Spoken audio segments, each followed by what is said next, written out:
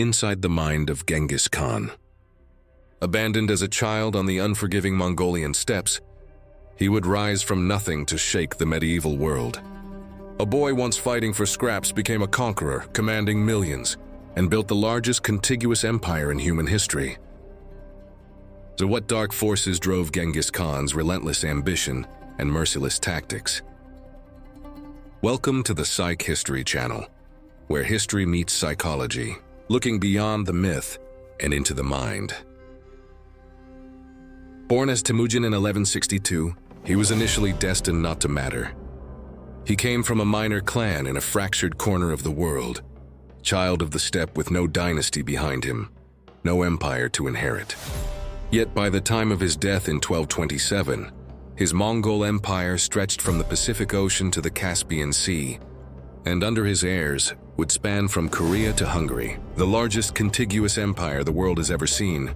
His conquests toppled dynasties in China, Persia, and Central Asia. They redirected trade routes, shattered cities, and opened others to a new era of long-distance exchange, sometimes called the Pax Mongolica. To some, he is a nation-builder and administrative innovator. To others, a genocidal warlord who left regions in ruins. Psychologically, he is a study in extremes. Intensely loyal and generous to his followers, yet capable of annihilating entire populations that resisted him. Pragmatic and curious, inviting foreign experts into his service, yet driven by a code of vengeance that seemed to demand blood for every slight. How did a traumatized nomadic boy transform into one of history's most feared and effective rulers? And if we look at his behavior through a modern psychological lens, what patterns emerge? But first, we must understand him as a person. Temujin's story begins in hardship. According to legend, he was born holding a blood clot in his fist, an omen on the steppe that he was destined for leadership.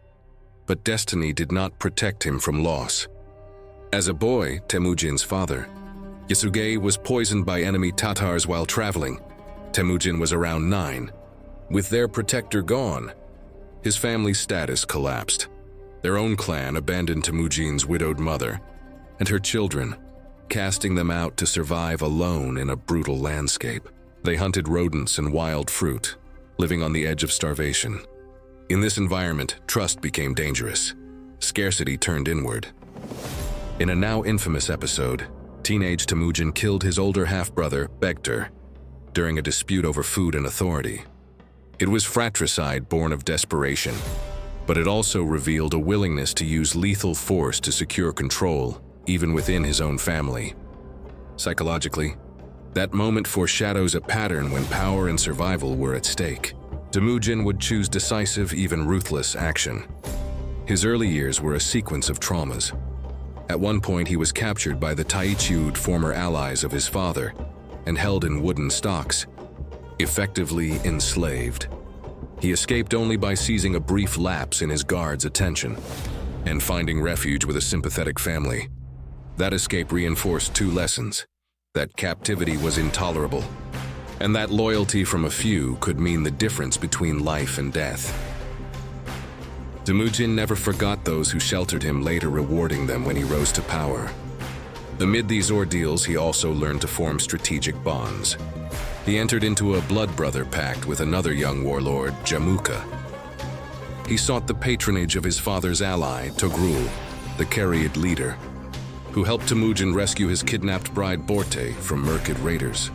The abduction and recovery of Borte was a turning point, causing a deeply personal trauma that Temujin translated into law.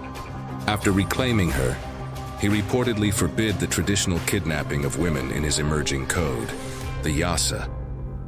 Personal pain became political policy. By his early 20s, Temujin had already experienced paternal loss, social ostracization, enslavement, violent assertion of dominance, and the fragile power of alliances.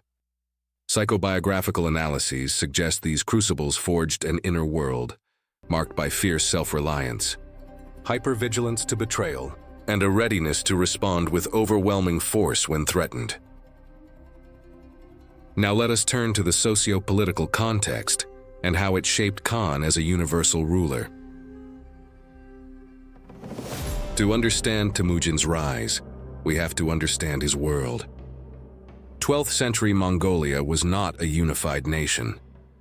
It was a mosaic of competing tribes: Mongols, Merkits, Tatars, Karyids, Naimans, and others. Alliances were fragile and ever-shifting. Raids and revenge killings were frequent, and an ally today could be an enemy tomorrow. Beyond the steppe, powerful sedentary states like the Jin dynasty in northern China and the Khwarezmian Empire in Central Asia manipulated these tribes, playing one against another. It was a society of endemic insecurity, but also fertile ground for a leader who could offer something different. Temujin began with almost nothing. A small following of kin and companions drawn by his charisma, personal bravery, and reputation for fairness. Whenever he defeated enemies, he distributed most of the spoils to his followers rather than hoarding them, defining his political style early. In contrast, his aristocratic rival Hamuka kept the lion's share. Word spread, and eventually warriors disillusioned with traditional nobles defected to Temujin's camp. Step by step, he confronted rival confederations, humbling or executing opposing chieftains who refused to submit, even if they were former allies. Jamuka, the blood brother who turned against him, was eventually captured and executed at Temujin's order, honorably without bloodshed, as was the Mongolian way to show respect. At the same time, instead of exterminating the rank and file of defeated tribes, Temujin absorbed them into his own forces, reorganizing them into mixed units that cut across old clan lines. This was revolutionary. Khan replaced kin-based loyalty with loyalty to himself. He dismantled inherited aristocratic privilege and built a meritocratic command structure. Units of tens, hundreds, thousands, and 10,000s, with officers chosen for their ability and loyalty, not bloodline. He forbade the enslavement of Mongols and tried to suppress blood feuds, replacing them with centralized justice under his Yasa. In 1206, after years of war, Temujin's victories over the Karyids, Naimans, and other rivals culminated in a grand assembly. The Mongol chiefs proclaimed him Genghis Khan, universal ruler. Going forward, Khan created more than a victorious warband. It was a new social contract: absolute loyalty and discipline in exchange for protection, plunder, and a sense of shared destiny. Psychologically, this shows a leader who had internalized the chaos of his youth and decided to impose order on his own terms. He sought to neutralize the very forces that had nearly destroyed his family clan. The steppe, once a patchwork of feuding tribes, was becoming a single, weaponized organism. In the next episode, we'll investigate Khan's most well-known era before sharing our psychological analysis of inside Genghis Khan's mind. Thank you for watching. If you enjoyed this video and want to see more like it, hit the like and subscribe buttons. Your support is greatly appreciated.